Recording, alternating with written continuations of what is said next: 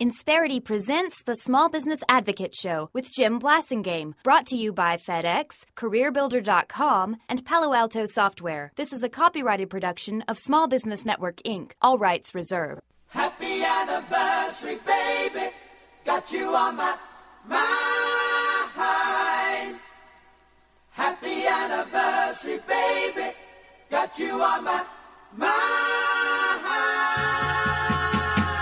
Welcome back. It's 17 till. I'm Jim Blasingame. Thank you very much for joining me. Thanks for being part of my day. Turns out it is the 1 year anniversary of our first visit with David Rock. David is our good friend. He's with us right now. He's the author of Your Brain at Work. And David, thanks for hanging out with us. One of the things I know you want to talk about today is the impact of technology on our brains, especially on our customers' brains. Talk to us about this. Yeah, well, everything we do impacts the brain a lot, and it turns out that happens really quickly. You do something just a few times, starts to change your wiring. Try putting your keys in a different pocket just a couple of times. And it really confuses you. It just happens very quickly. Well, there's pretty fundamental changes happening through technology. I mean, walk around. I'm in New York this week. Walk around New York or any city, and you see people looking down. Now, that can't be good for pedestrian accidents. I'm telling you. Right. But they're looking down. They're looking down at email, and it's very interesting that there's a very big social trend. I think it's probably as big as television arriving. It'll take time to see it. There's this big social trend because your emails are always in your pocket, and it's fine if that was a few people, but now it's everyone. Right. And the volume of email we all get. So suddenly, instead of spending a couple of hours a day sort of distracted by texting and cell phones, many people are spending a huge chunk of their day distracted by emails in their pocket. Mm-hmm. And it's interesting what it does to your brain. There's some studies showing it raises your stress level, drops your IQ by about 15 points if you're always connected. It definitely messes with your productivity. It definitely messes with your productivity, absolutely. And, it starts to kind of make your brain a bit fuzzy. And I wrote a paper on this, are our minds going the way of our waistline? It may well be that it's not good for us overall. So I think you mean are our minds turning to mush, or you mean it should be are our minds doing the reverse of our waistline? Our waistlines are getting bigger and our brains are getting smaller. Yeah. Unfortunately, they're getting overweight. Is the problem? Yeah. They're getting unhealthy. Right. But the metaphor doesn't quite work. Well, but, we have too many distractions today. I'm worried about the productivity. Especially, and I hate to sound like an old fogey here, but especially the younger generations. I asked some of my employees, most of whom are young, very, very young. I said, "Is it possible that there is a serious problem in the marketplace of people your age working but being distracted by all of the social media influences from their friends, from their, et cetera, et cetera. What are the chances that this is going on right now all over the place? And they said you're exactly right. It's happening all over the place. Oh, absolutely. And there's a lot they're supposed to be working. They're supposed to be working, but because they can set up their desktop or their cell phones to receive all these various influences, they're not getting much work done. Well, social media is like sugar for the brain. I mean, when you connect with someone socially, you get a wonderful reward in your ventral striatum, and you get dopamine pushed up into your prefrontal cortex. You get this wonderful rush of feeling good, basically. It doesn't really matter, and this is someone you really don't like.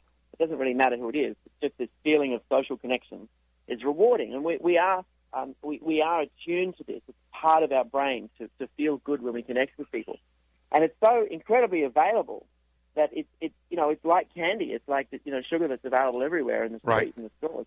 And so what it does is it makes you feel good, but it also gives you it gives you this desire for more. You get this kind of seeking circuitry activated, and so you keep wanting to go back to this, and it does become a bit like the mouse on the treadmill, or the mouse, or worse, the mouse pressing the lever and getting the hit of kind of drugs straight into the brain. It's a bit like that, and there is an interesting challenge, and our ability to regulate these things is not very good. So we're going to see some societal changes, I think, in time. What do you think is going to happen? Well, I think I think it's a little bit like, in some ways, a little bit like television. you're going to get a large number of people who, watch a huge amount of television. And that affects their physical health. There was a study last month that showed actually that watching a lot of television does make you less happier. It affects your relationships. It affects your relationship, but it literally makes you less happy. I mean, it reduces your overall happiness. It makes you more anxious. Well, if you notice, many television programs are getting more and more pathetic in terms of the characters. There was a time when we watched television to be uplifted. Now a lot of the television makes me say, "Boy, I'm glad I'm not like them." Yeah, well, you've got to kind of, keep getting attention in new ways. But I think, you've got a whole society, addicted to that with health implications, obesity implications. So what would you do?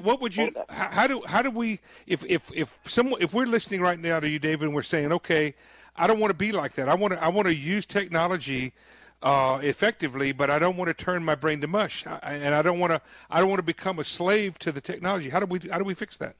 Well, it's very difficult. It's almost like saying, I live with a candy store on either side of my house, and I don't want to eat candy. Yeah.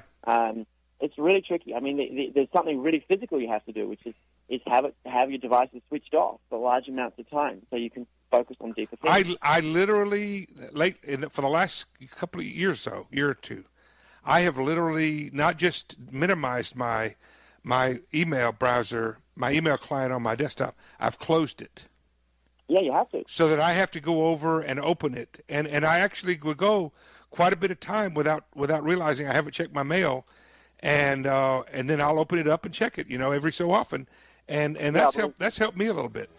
You have to. I mean, if you download 20 emails and deal with them, right? Yeah. You're dealing with an amount of information that maybe 10 years ago you dealt with in a day.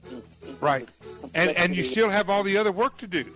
That's right. Hold on to that really, thought. Really David Rock is our guest. Your Brain at Work is his book. I'm Jim Blasingame. My website is smallbusinessadvocate.com. I hope you check it out. When you get a chance, don't forget to subscribe to my free newsletter.